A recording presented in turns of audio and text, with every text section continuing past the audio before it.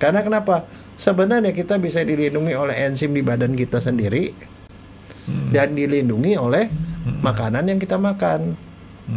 Tapi yang jadi masalah adalah makanan yang kita makan itu sayur dan segala macam itu jumlahnya cukup apa enggak untuk menetralisir virus ini.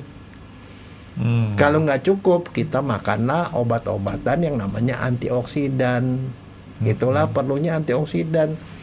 Kalau kita minum antioksidan, kerusakan sel kita tuh tidak secepat kalau kita tidak minum antioksidan. Jadi antioksidan tuh saya ibaratkan sama air garam waktu kita buat si itu. Nah, itu sebabnya misalnya contoh ada beberapa orang bilang ke istri saya, "Ibu umur berapa?"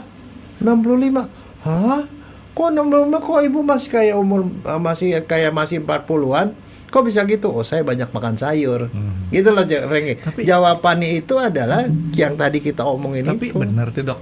Betul. Maksud saya kalau ditanya istri dokter jadi ditanya umur nyautnya begitu. Iya. Biasanya perempuan nggak begitu dok. Enggak, orang bilang, yang bener ibu jangan suka bohong. Enggak, cucu saya udah gede. Biasanya kalau perempuan ditanya umur, berapa umurnya?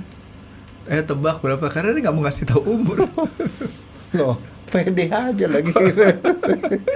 Oke. Enggak, maksudnya saya, nah, jadi itu sebenarnya keterkaitannya tuh ke situ, tuh ilmunya tuh ke situ gitu loh. Sama kayak saya kalau golf ditanya istri saya, "Pak, ibu umur berapa?" Tebak aja saya bilang. "Beda 10 tahun sama Bapak." Saya langsung mikir, maksudnya ngelihat saya jadi lebih tua atau dia lebih muda? Oke. Nah dok, jadi kita asumsikan bahwa cirrhosis ini tidak bisa kita kendalikan kalau kita ngandelin cuma makanan doang dok. Iya, makanan aja juga nggak cukup. Belum tentu mencukupi, karena kan nggak mungkin misalnya kamu makan sayur sampai 5 mangkok satu hari. Cuma atau 3 mangkok.